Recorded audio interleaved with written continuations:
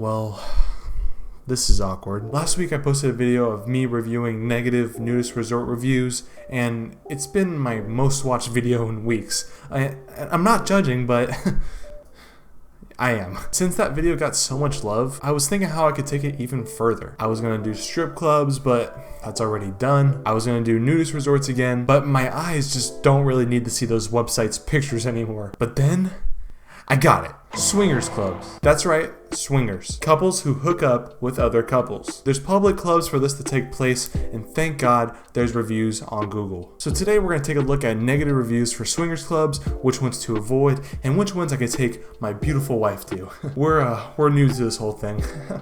Right, sweetie?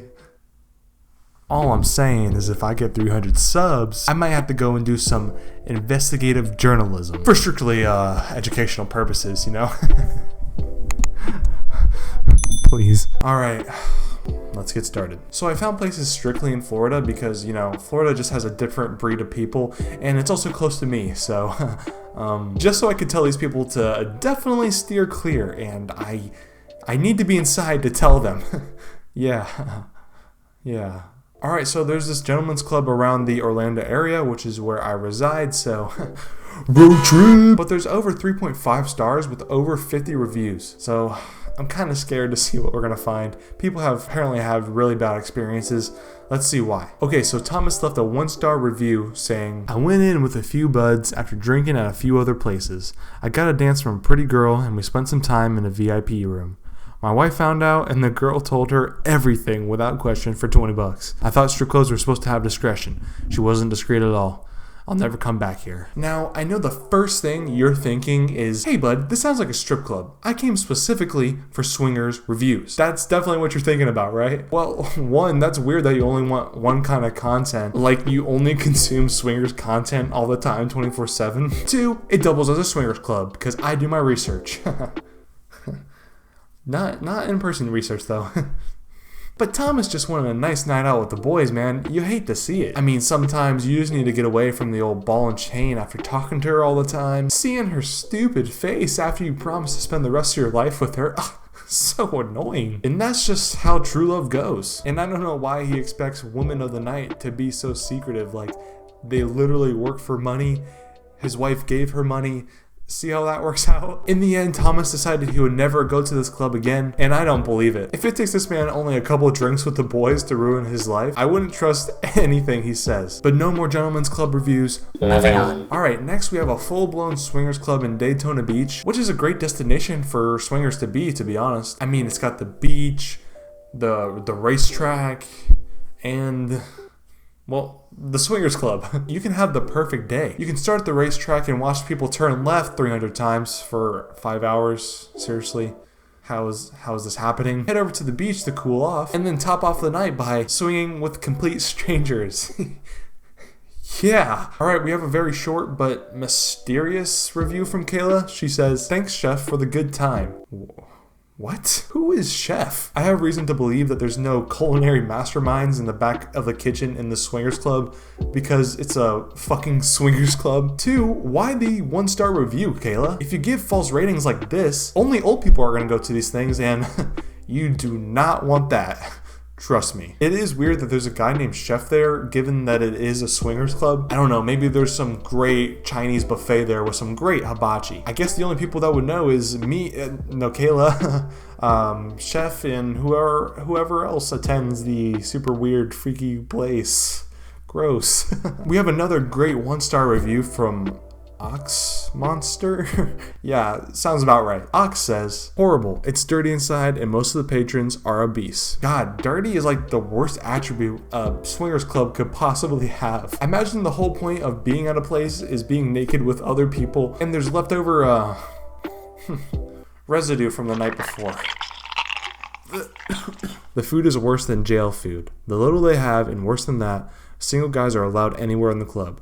These annoying cockroaches need to be kept out of couples-only areas, but this place doesn't restrict them. Well, I guess we now know Chef might not be an actual chef, or a good one at that. So I don't even want to know what Kayla was referring to. I would venture to say all the 5-star reviews are fake. We'll never go back there again, and we tried it several times. Many nights only a few people show up. This place needs to close down. Ignore all the fake 5-star reviews posted. Could this be the biggest swinger club conspiracy ever? I mean, forget the possible money laundering that's probably going on. Forget creepy naked fat dudes rolling everywhere. People are putting fake Google reviews for this place, and that's the real crime here. The fact that there is single guys kind of goes against the whole purpose of a swingers club anyway. These dudes just go alone looking to take somebody's wife on the D train to Pound Town without giving up any of their honeys. Not cool. They're not contributing to the ratio at all, because I bet you $1,000 trillion, I definitely have that much money,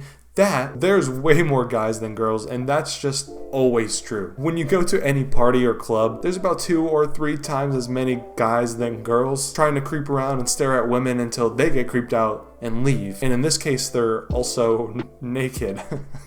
What could go wrong? Apparently from these reviews, a lot. Who could have guessed? That's it for the negative reviews about that place. There were some totally non-creepy positive reviews about this place though. Like when this person said you can truly be yourself no matter what that is, with a really suspicious winky face. Not exactly sure what that means, but I can only suspect the worst. For this last swingers club, I wanted to really find the most bizarre review that just makes you wonder why humanity has stooped so low. And I think we found some. There's this one in Tampa, Florida, which, if you know Tampa, is basically the headquarters for trashy. I've lived it and can confirm. One person complained that the curtains are absolutely terrible, no privacy given, and at least 5 to 10 dudes constantly prowling the hallways. The best we could do is have a small area on the bottom of the window uncovered, and we still had multiple single men getting on their knees to peek in. Not wanted when you decide you want privacy. To the owner, dimming the lights a little doesn't solve curtains that are basically a rag.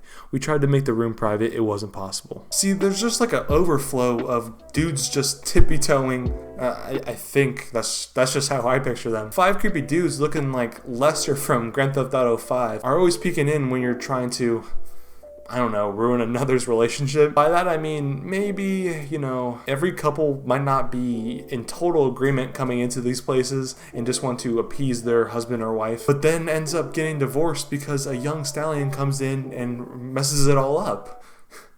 I miss you, Dad.